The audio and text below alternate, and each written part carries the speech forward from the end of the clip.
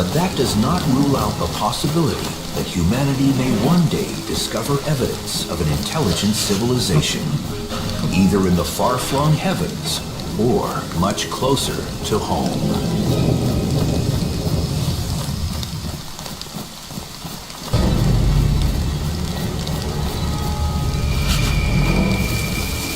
In space, no one can hear you scream. As the promo line for Ridley Scott's science fiction film Alien, it was designed to send chills down your spine. It's based on the unsettling idea that space is a vacuum, and sounds, whether screams, shouts, or songs, can't travel in a vacuum. But is that really true? Well, it's kind of narrow to think that in space you can't hear anyone scream, because in fact here on Earth there are lots of sounds we can't hear. They're either too high a pitch or too low a pitch. Moreover, space isn't completely empty. And then finally, what's the definition of space? If I'm an astronaut on the surface of Mars and I have a spacesuit on, am I in space or am I not? Well, I would think I am. Okay, let's try right over here. Back on Earth, Bruce Betts of the Planetary Society in Pasadena, California, has given a lot of thought to Mars and the subject of sound. He's programmed his computer with what he calls the Marsinator to demonstrate what his voice would sound like in the cold carbon dioxide atmosphere of Mars without those spacesuits. The atmosphere of Mars would actually change your voice so it sounded deeper. So let's go ahead and simulate that using the Marsinator. And I will record my voice, and then we will shift it to what it would sound like on Mars. This is what I'd sound like on Mars, although I'd be wishing I had some oxygen to breathe. Then I go ahead and process it, put it through the Marsinator, and then we play it back and see what it sounds like. This is how I would sound on Mars, although I'd be wishing I had some oxygen to breathe. Of course, if humans ever do make it to Mars, we will not hear their voices through the atmosphere. Instead, we'll get them via radio waves, the way many of our most important sounds already reach us. We're familiar with thinking of sound as something that comes through the air to us, just like we hear each other when we're talking. But in fact, a lot of the sounds that we hear are transmitted through electromagnetic signals. For example, your television actually transmits a television signal into sound that you can hear. Who's our first contestant tonight? Sound in the cosmos will never reach us directly across empty space. So radio, light, or other electromagnetic waves are the inevitable carriers, bringing us a universe we can hear in all its variety. Space is actually kind of a noisy place. It has many, many sources of noise that we are able to detect with special radio telescopes, for example. These alien sounds make up an incredible collection, the ultimate playlist. We've polled our expert panel of scientists, astronomers, and physicists to rank the top 10. The greatest sounds from the expanse of space, ending with a number 1 that will surprise us all. And now the countdown starts. Coming in at number 10, ringing out from a distance of 13 billion light years, the birth cry of the universe in a hit called The Audio Afterglow of the Big Bang.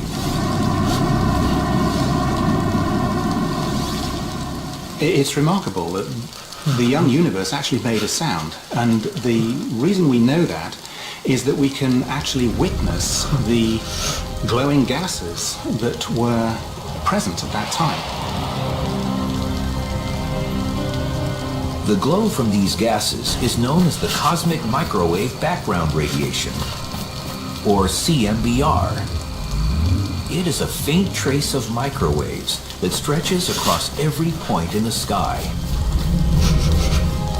Discovered by scientists in the mid-1960s, The radiation is the afterglow of the Big Bang. The famous blotchy satellite map of the CMBR represents the cosmos in its infancy, when it was only 380,000 years old. When we look at the CMBR map, we're essentially looking at a voice print of the early universe, because those tiny variations in color correspond to variations in temperature, and those correspond to variations in density and pressure. Well, pressure waves are just sound waves, so we're seeing little variations in pressure, little sound waves in the early universe. To understand the audio afterglow of the Big Bang, we need to know how the early universe varied its pressures to generate sound waves. To find out, astronomer Mark Whittle and organ builder Manuel Rosales visit the magnificent pipe organ at Claremont United Church of Christ in California.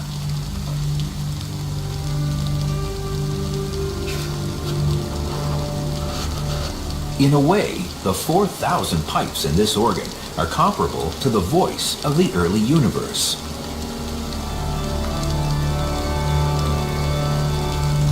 Manuel, the amazing thing about the early universe is that all its pipes were sounding together.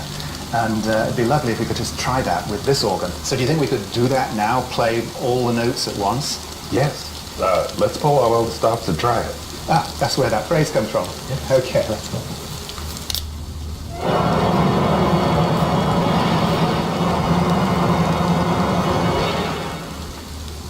Very powerful, but really hissy, white noise kind of sound. But an even more remarkable thing about the primordial sound is that in fact a few particular tones were present and were stronger at any given time.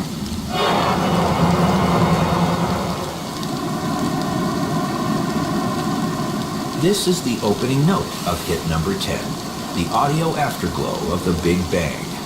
A computer sound analyzer reveals its strong tones as distinct columns on a color-coded graph. As hissy as the early cosmic sound is, it differs from pure white noise, which has no organized features at all on the analyzer.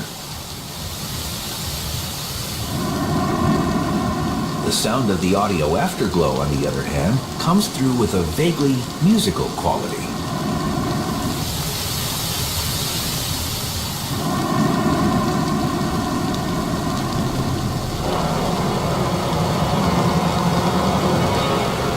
The pipes of this or any organ are made of wood and metal, but the pipes of the early universe were pits of dark matter, the mysterious substance whose existence is known only from its gravity. What drives the sound waves is gravity. So, for example, if there's a region of slightly higher density of dark matter, there's a gravitational force pulling in. Gas that's surrounding this region feels that pull and it falls in. But it's gas, so it also, as it falls in, it compresses. That compression acts like a spring, and so it pushes the gas back out. But then it overshoots until it falls back in again. And this is how the motion of the gas falls in, bounces out, falls in, bounces out. So we have an oscillating pressure wave, a sound wave. The cosmic background radiation, as important as it is just a still picture. Its imprint of sound has the effect of no more than one noisy, barely musical note. And even hearing that is a struggle. The pipe organ helps show us why. The sounds of the universe are way too low for us to hear. In fact, what's the lowest note that this organ plays? It is a pipe 32 feet long, and it can only be played with one's foot. Yeah, that's pretty deep. 32 feet were nothing compared to the cosmic organ pipes. They were between 20,000 and 400,000 light years across. Sorry, we don't have any pipes quite that long. The deep sound of the early universe is so low, we can hear it only after a massive shift upward.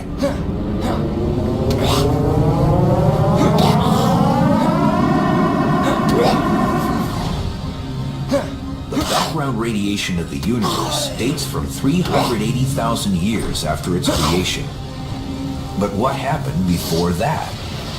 Is it possible to uncover the whole song of the universe from the very instant of the Big Bang?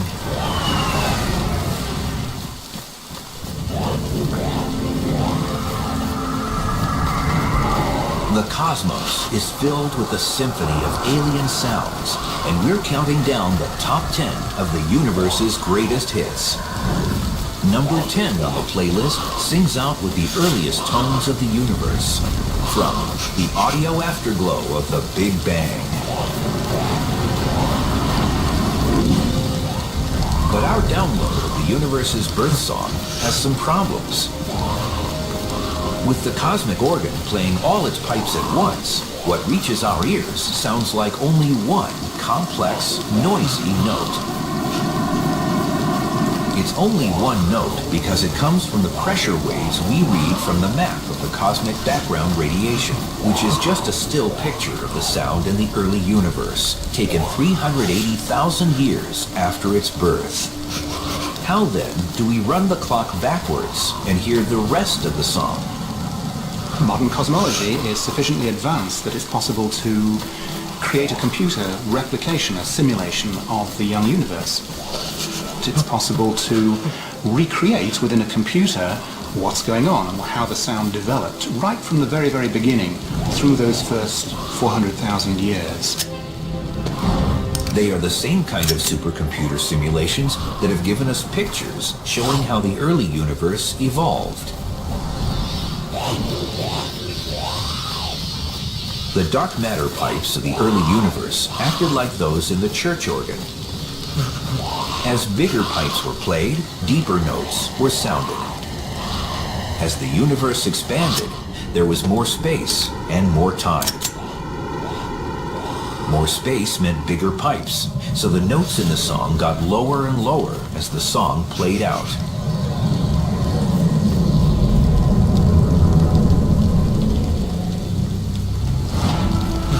Put it all together, and the first 400,000 years of the universe can be condensed down to just 10 seconds. A haunting primal.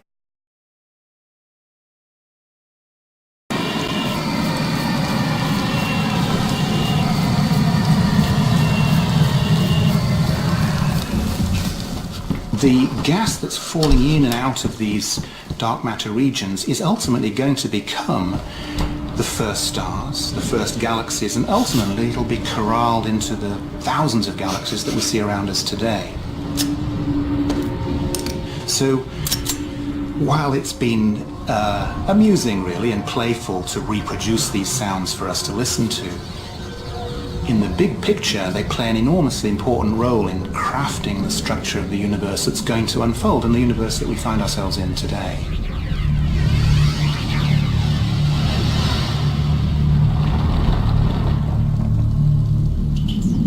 From the big band sound of the Big Bang, our countdown takes a step down in size to the modest 15 million light-year span of a galaxy cluster. Coming in at number 9 on our list of the universe's top 10 hits is the deep tone of Perseus.